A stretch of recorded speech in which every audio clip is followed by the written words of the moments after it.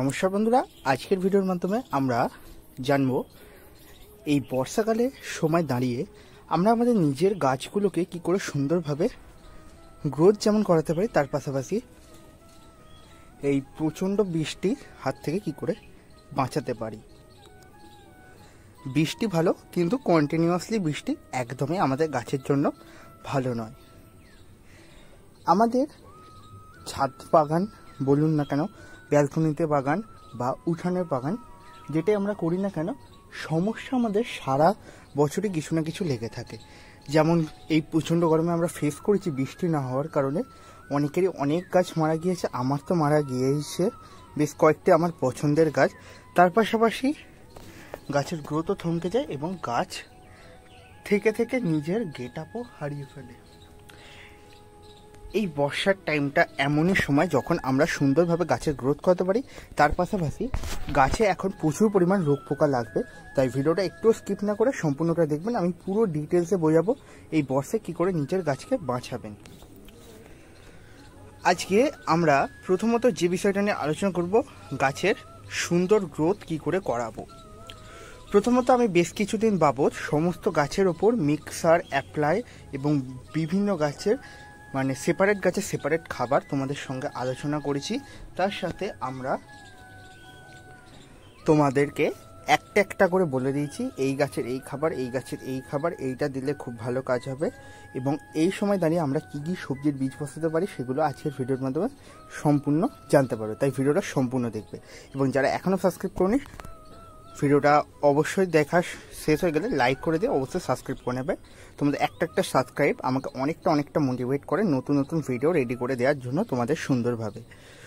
এবং তার মধ্যে দিয়ে তোমরাও কিছু না কিছু তথ্য জেনে থাকো, যারা নতুন বাগানে রয়েছে এবং পুরনো বাগানিরাও কিছু না কিছু তথ্য জেনে থাকো, কারণ শেখার শেষ নেই। আমিও শিখি এবং তোমাদেরও শেখানোর চেষ্টা করি।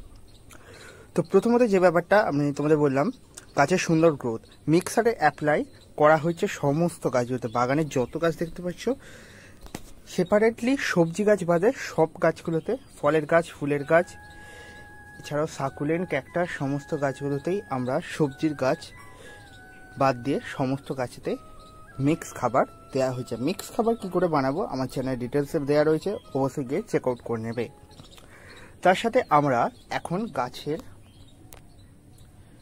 গ্রোথের জন্য মিক্সার দেবো। এবং যখন বৃষ্টি হচ্ছে না, যেমন এই সময় দাঁড়িয়ে আজকে সকালে একবার ভরপুর বৃষ্টি হয়ে গেছে, এখন যে কোনো একটা ভিটামিন বা অনুখাদ্য আপনারা গাছে স্প্রে করে দেবেন 1 লিটার জলে 2 ml দিয়ে। এবং তার সাথে স্টিকার দিতে একদমই ভুলবেন না। স্টিকার হচ্ছে এমন একটা জিনিস যেটা গাছ থেকে এই অনুখাদ্য বলুন, ভিটামিন বলুন, ফাঙ্গিসাইড বলুন, ধুয়ে যেতে অনেকটাই রোধ করে। এরপর আমরা যে বিষয়ের প্রতি লক্ষ্য দেবো সেটা হচ্ছে গাছের ফাঙ্গাস ঘটিত সমস্যা। আমরা এখন বর্ষাকালে দাঁড়িয়ে গাছেতে প্রুন করতে পারি, কিন্তু একটা সমস্যা লক্ষ্য করবো, প্রুন করলেই দেখতে পাবো ডাইব্যাক এবং গাছের গোড়া পচার সমস্যা। সেই জন্য আমি কি করেছি দেখতে পাচ্ছ, গাছের একদম টপ টু বটম পুরোপুরি ফাঙ্গিসাইডের প্রলেপ দিয়ে ঢেকে দিয়েছি। এটাই যেটা হবে, গাছের কোনো অংশ দিয়ে ফাঙ্গাস ঘটিত সমস্যা লক্ষণ তোমরা দেখতে পাবে না এবং গাছটা খুব হেলদি হবে। বৃষ্টির জল সত্যি অনেকটা হেল্প করে গাছের সুন্দরভাবে গেটার ধরে রাখার জন্য। ফাঙ্গিসাইডের ইউজ তোমাদের বলতে গেলে যে গাছে প্রুন করবে সে গাছে তো অবশ্যই করতে হবে। তার পাশাপাশি ফাঙ্গিসাইড তোমরা কখন গাছে দেবে, ধরো টানা বৃষ্টি হচ্ছে তোমাদের এলাকায় 2 দিন থেকে 3 দিন, তারপর একটু হালকা আকাশটা ক্লিয়ার হয়েছে, রৌদ্র দেখা দিচ্ছে, সেই সময় দাঁড়িয়ে আমরা গাছে ফাঙ্গিসাইড স্প্রে করে দেবো 1 লিটার জলে 2 গ্রাম বা 1.5 গ্রাম। আপনারা ভালো যদি ফাঙ্গিসাইড ইউজ করেন, যেমন অ্যামিস্টার টপ, যেমন ব্যাবিস্টিন রয়েছে, এগুলো 1 লিটার জলে 1 গ্রাম দিলে বা 1.5 গ্রাম দিলেই যথেষ্ট। এবং যদি সাপ ইউজ করেন, সাপটাও ভালো ফাঙ্গিসাইড। আমি নিজে পার্সোনালি সাপটা ইউজ করি। 1 লিটার জলে 2 গ্রাম, একদম আদর্শ রেসিও অনুযায়ী আমরা সমস্ত গাছগুলোতে ফাঙ্গিসাইড দিয়ে দিই।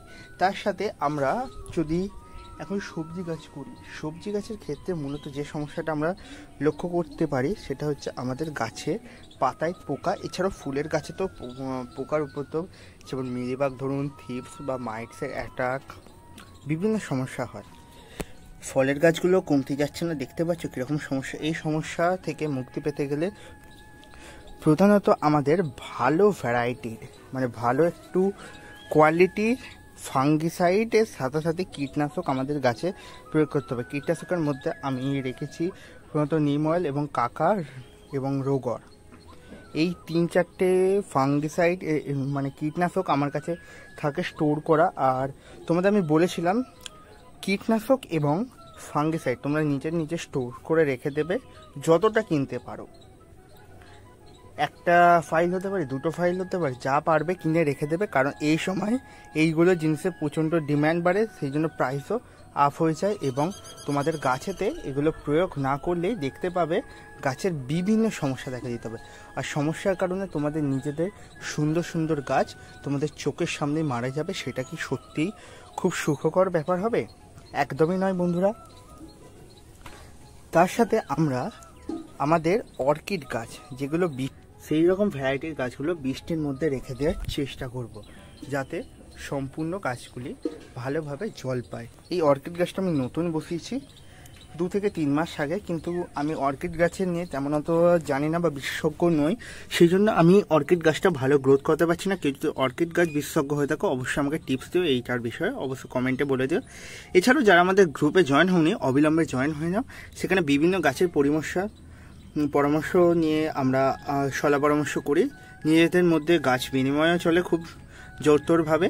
এবং তার সাথে সাথেই নতুন গাছ বা নতুন ভ্যারাইটির গাছের পরিচর্যা আমরা খুব সুন্দরভাবে জেনে যাই সেখান থেকে। এবং আমার ভিডিও তো রয়েছেই তোমাদের জন্য।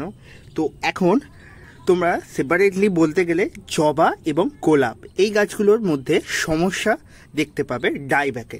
সেটার জন্য ফাঙ্গিসাইড আমাদের প্রতি 2 দিনের ব্যবধানে একবার করে দিতে হবে। বৃষ্টির মধ্যে গাছ রাখবো যাতে করে নতুন ফ্রুটস ছাড়ে, এবং নতুন ফ্রুটস মানেই ফুল, এবং ফুল মানেই তাদের পোকার উপদ্রব। সেই জন্য আমাদের কীটনাশক অবশ্যই দিতে হবে। আমি এখানে জৈব কীটনাশকটা ইউজ করার কথা বলবো। জৈব কীটনাশক দিলে গাছের পাতা জ্বলা এবং পাতা পুড়ে যাওয়ার সমস্যা একদমই থাকবে না। সেক্ষেত্রে তোমরা এই সকল সমস্যা থেকে অনেকটাই এগিয়ে থাকতে পারবে। আর মিলিবাগের উপদ্রব, এখন বৃষ্টি হলেও মিলিবাগ যাচ্ছে না। মিলিবাগের জন্য একতারা আর স্টিকার 2টো একসঙ্গে নিয়ে আমরা এখন গাছে দিয়ে দেবো। তো একটা বীজের মানে নতুন গাছের চারা রেডি হচ্ছে, সেগুলোর উপর তোমাদের আপডেট দিয়ে দেওয়া যাক। যেমন এখন তোমাদের আমি বলেছিলাম ভিডিওতে বলবো কী কী সবজি বসাবো। যেমন আমি এখানে ক্ষীরা আমেরিকান ব্ল্যাক বা কুকুম্বার আমেরিকান ব্ল্যাক ভ্যারাইটির বীজ বসিয়েছে। এটা হচ্ছে শসার গাছ, বড় সাইজের শসা হবে, এবং হলে তো তোমরা নিশ্চয়ই ডেফিনেটলি দেখতে পাবে ভিডিওর মাধ্যমে। তোমাদেরকে না দেখে আমি যাবোটা আর কোথায়? ঠিক আছে, এই দেখো এখানে লঙ্কার চারা, এগুলো হচ্ছে সব সূর্যমুখী হাইব্রিড ভ্যারাইটির লঙ্কার বীজ, নিজেই চারা করছি এবং তার মধ্যে দিয়ে গাছ করব। এই চারাগুলো বাজারে মানে কস্টলি পড়ে যায়, 2 টাকা 5 টাকার উপর পিস পড়ে যায়, এবং নিচে যদি বীজ ছড়িয়ে করতে পারি তাতে করে গাছগুলো খুব সুন্দর হবে, এবং আমরা খুব তাড়াতাড়ি এই গাছ নিচের বাগানে বসিয়ে ফলন নিয়ে চলে আসতে পারো খুব ভালোভাবে। এই যে কিউকাম্বার ভ্যারাইটিটার বসিয়েছে, এটা 30 দিনের মধ্যে ফলন দেয়। দেখা যাক 30 দিনের মধ্যেই ফলন দেয় কিনা। তোমরা আজ থেকে টাইমার লাগিয়ে রাখতে পারো, ঠিক 1 মাস পরে ভিডিওতে তোমরা দেখতে পাবে ফলন এসেছে কিনা। এখন গাছটা জাস্ট 2 দিন বসানো হয়েছে, তার মধ্যেই দেখতে পাচ্ছ বীজটা 2 দিন বসানোর মধ্যে গাছগুলো এরকম হাইটে দাঁড়িয়ে গেছে। তো বুঝতে পারছো গাছগুলো কতটা ভালো গ্রোথ। কিছু বীজ হয় না, যেমন এই দেখো এইখানে বীজটা উঠে রয়েছে, এটা কিন্তু হয় না, এটা কিন্তু খারাপ হয়ে গিয়েছিল বীজটা। তো এইরকমভাবে 2-1টা বীজ খারাপ বেরিয়েছে, বাদ বাকি সব কটাই ফুটেছে। মোটামুটি আমরা 10টার মতো বীজ বসিয়েছি, দেখতে পাচ্ছি এখানে 6টা মোটামুটি জার্মিনেশন রেট ঠিকই আছে, 2-1টা বীজ খারাপ হয়েছে। তো তোমাদের আর একটা জায়গায় নিয়ে এলাম যেখানে আমি করছি বেগুনের গাছ, বেগুন মানে লং বেগুনের গাছ। এই দেখতে পারো এই একটা গাছ যেটা তুলসী গাছের নিচেই একটু রয়েছে। এই গাছগুলো হচ্ছে সব পুরনো জাত বেগুন, এইগুলো হচ্ছে নতুন বেগুনের চারা। তো বেগুন গাছ বর্ষার টাইমে খুব সুন্দরভাবে অবশ্যই করা সম্ভব, সকলে করার চেষ্টা করো। আর তুলসী গাছে যতই কাছে ততই মঞ্জুরি আসছে এবং ততই ব্রাঞ্চেস। কি সমস্যায় না পড়েছে হ্যাঁ বন্ধুরা, বাগান করার প্রেমে এতটাই আবদ্ধ যে গাছগুলোকে সবসময় কেয়ার করেই যাই, কেয়ারে কোনো শেষ থাকে না। তোমরা যে সহমত হয় অবশ্যই কমেন্টে জানিও। এখন আমরা চন্দ্রমল্লিকা গাছের যেটা করছি সেটা হচ্ছে ডিএপি দিচ্ছে গাছে। এখন সর্ষের জলটা অ্যাভয়েড করছি, কারণ বৃষ্টির জলের মধ্যে গাছগুলো রেখেছি। 5 থেকে 10টা দানা ডিএপি সপ্তাহে একবার করে গাছের গোড়ায়, জাস্ট, আর কোনো পরিচর্যা এখন করছি না। সবজি গাছের মূল খাবার কি তোমরা অনেকেই জানতে চাইবে। সবজি গাছের মূল খাবার এখন আমি দিচ্ছি সবজির খোসাগুলো, যেগুলো আমাদের খাওয়ার কাজে যে সবজিগুলো ইউজ হয়, মানে কিচেন ওয়েস্ট যেগুলো সবজি খোলা পড়ে থাকে সেইগুলো আমি নিচ্ছি, নিয়ে গাছের গোড়ায় জাস্ট ঢেলে দিয়ে ওপর দিয়ে হালকা করে মাটি বা গোবর সার ছড়িয়ে দিচ্ছে হালকা করে, ব্যাস আর কিচ্ছু করছি না। কারণ এখন সবজি পচা বা লিকুইড সার যে কোনো কিছুটাই কাজ করুন, কারণ বৃষ্টির জলে তো সব ধুয়ে ধুয়ে চলে যাবে, আপনার খাটনিটাই বৃথা যাবে। তাই এই পদ্ধতিগুলো অবলম্বন করে নিশ্চয়ই দেখবে আপনার গাছও খুব ভালো হবে। তো ভিডিওটা মনোযোগ সহকারে এতক্ষণ দেখার জন্য অসংখ্য অসংখ্য ধন্যবাদ। ভিডিওটা এরকমভাবেই আপনারা আপনাদের অ্যাটেনশন জানাবেন, তাহলে নিশ্চয়ই গার্ডেন বাংলা অন্যান্য ইউটিউব চ্যানেলগুলির মধ্যে গার্ডেনিং চ্যানেলগুলির মধ্যে খুব বড় হয়ে উঠতে পারবে। আর আপনারা পাশে রয়েছেন, এটা আমার খুব ভালো লাগছে। তো যারা এখনও সাবস্ক্রাইব করেনি প্লিজ সাবস্ক্রাইব করে নেবেন, এবং তার পাশাপাশি পাশে থাকা বেল আইকনটি বাজিয়ে অলে সেট করে দেবেন। যারা এখনও হোয়াটসঅ্যাপ গ্রুপে জয়েন হয়নি, ডিসক্রিপশনের লিঙ্ক দেওয়া রইলো এবং ভিডিওর পিন কমেন্টের লিঙ্কটি রইলো, সেখান থেকে অবশ্যই জয়েন হয়ে নিও।